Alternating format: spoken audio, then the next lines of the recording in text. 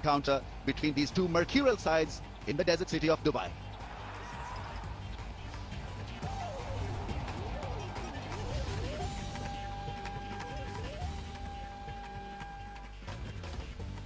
Good afternoon from Dubai.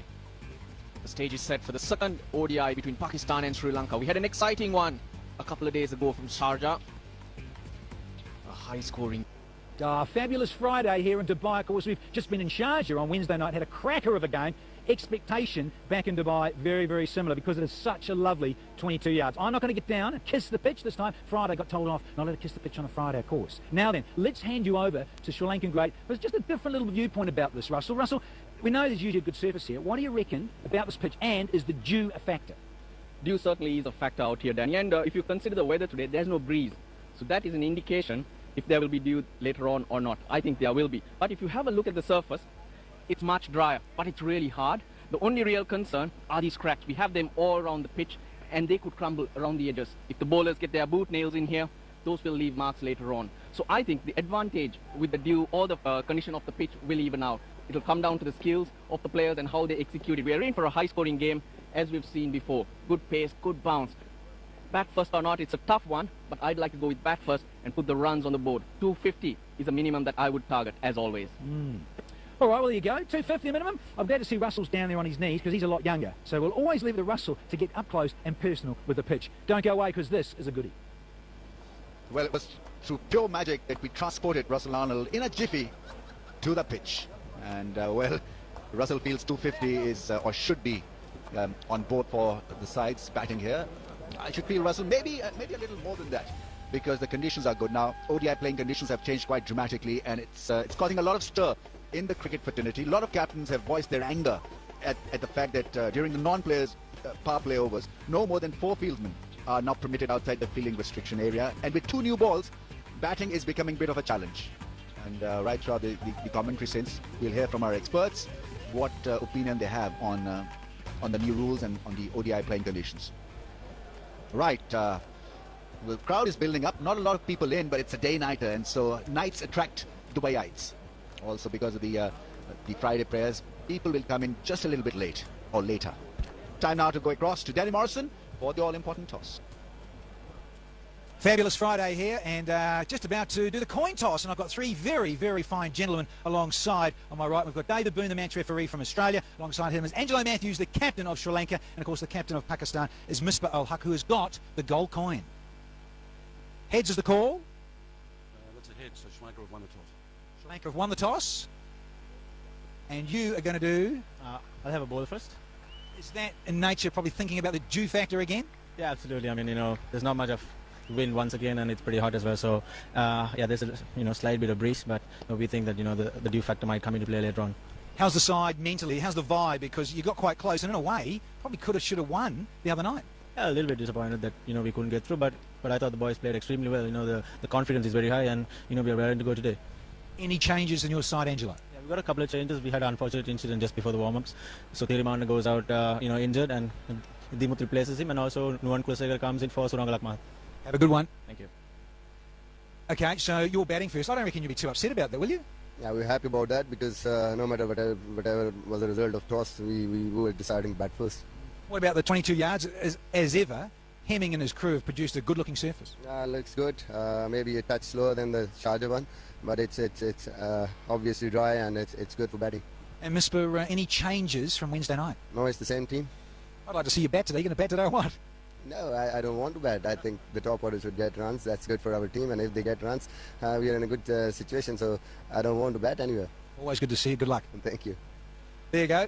So the toss has gone the way of the Sri Lankan skipper for this match here on Friday, and they're going to bowl first, Sri Lanka. Bowl first, the Sri Lankans, and Angelo Matthews really banking his hopes on the conditions. Dew factor and the wind could challenge Pakistan. Batting Pakistan unchanged, so they've put in the winning 11 in this game also.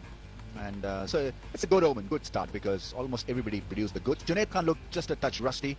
He'll be good here in Dubai because of the breeze that Angelo Matthews at the toss. Ajmal, Tanveer, Bhatti, especially Tanveer and Bhatti need to pull their socks up. Agreed that bowling can be hazardous in batting conditions, but they need to do just a little bit better. Now, Sri Lanka, Russell, happy with a couple of changes. One, of course, was untimely, a forced change because Thirumanna got injured while playing football or volleyball, whatever the teams play here or play before the game.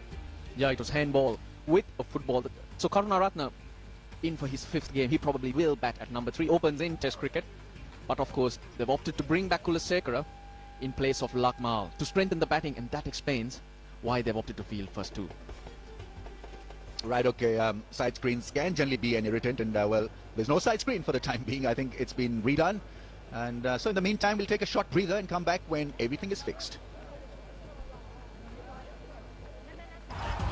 We had to wait for a very long time because there were some problems with the sideboard. That's now sorted.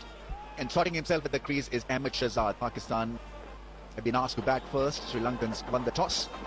And that big board on the side, in the backdrop, was the problem. The side screen had to be fixed. And so as a result, we had a long pause. Shahzad Khan is accompanying Ahmed Shahzad, who was so impressive in his in the last game on debut.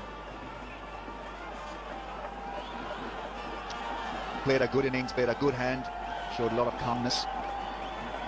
Nohan Kulasekara has been drafted back into the playing 11, and the major reason quoted for his inclusion by Russell Arnold, who's alongside me, and I think to a certain degree between the lines by Angelo Matthews at the toss, is that the conditions may suit bowlers up front. There's a strong breeze blowing, the conditions are extremely mild,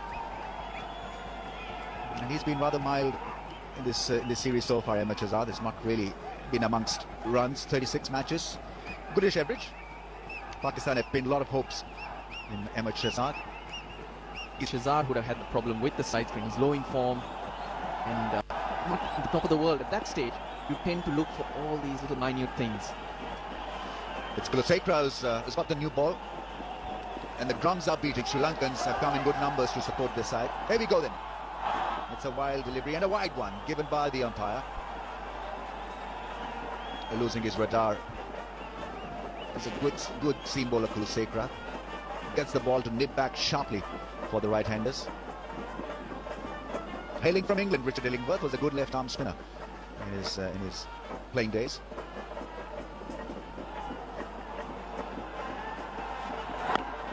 On the pads, and that's a good way to keep him quiet while he flourishes through the offside. He's very good with the pull.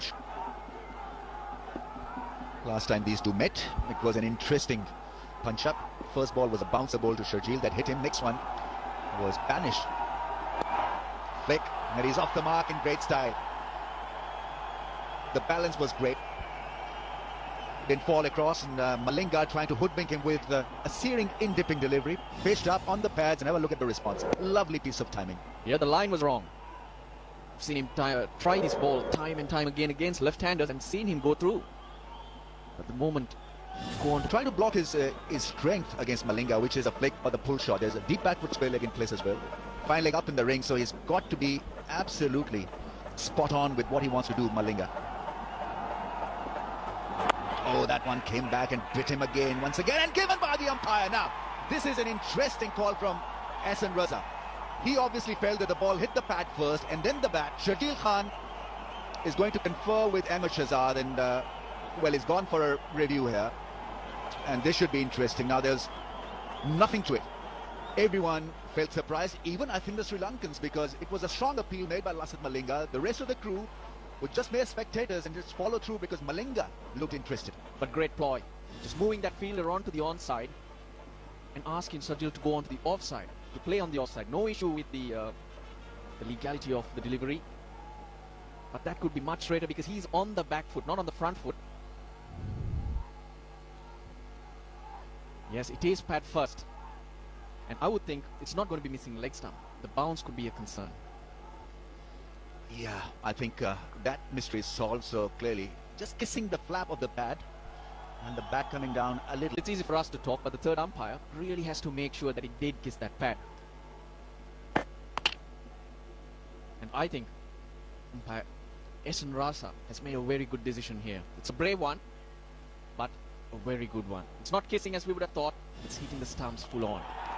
Yes, a very good decision. An extremely brave decision, because normally umpires don't want to read such a close call. Shahzad Khan, just a touch unlucky. And there's very little for him, and well, he's been given out leg before Malinga for 7-8 for 1.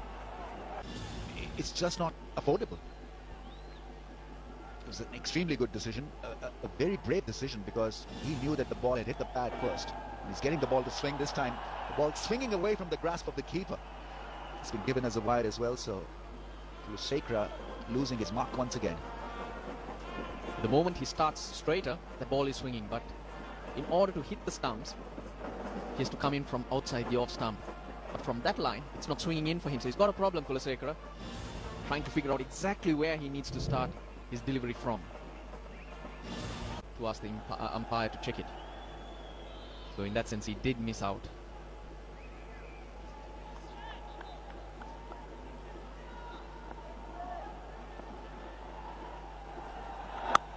Nicely played.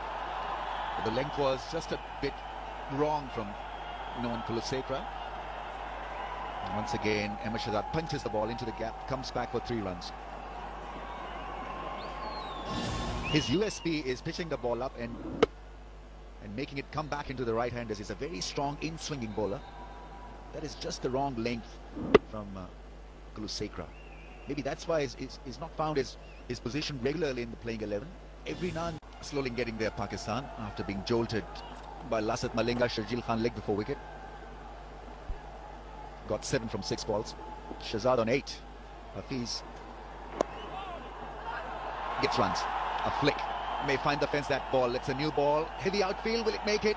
Chandimal slides, dives. First boundary to Mohammad Hafiz.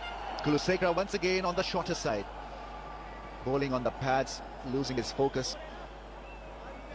Not been that consistent in this spell so far. Lusakra has bowled a couple of good balls, but every now and then he's thrown in that loose ball.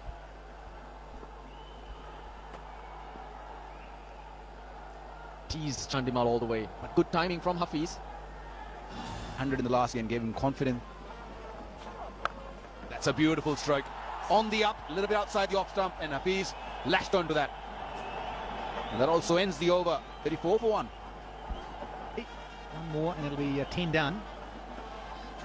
Yeah, just going on about Boom Boom Afridi. Of course, Shota Afridi's been around a while, and that 6-for he got, the best bowling figures of 6 for 38 against the Aussies in 09. It was the first ever one-day international played at this fantastic venue. So well done, Boom Boom. Oh, here we go. That's what we've come to see. Over the top. And the last ball again from a Pereira over goes for 4. 10 overs, 43 for 1. This is a good battle building up. Different conditions. Dubai do not offer same conditions or pitch conditions as Sharjah. There's that short ball this time. Hafiz manages to play it away towards fine leg. Picks up a single. 50 partnership is raised between Shahzad and Hafiz. 50 from 80 balls.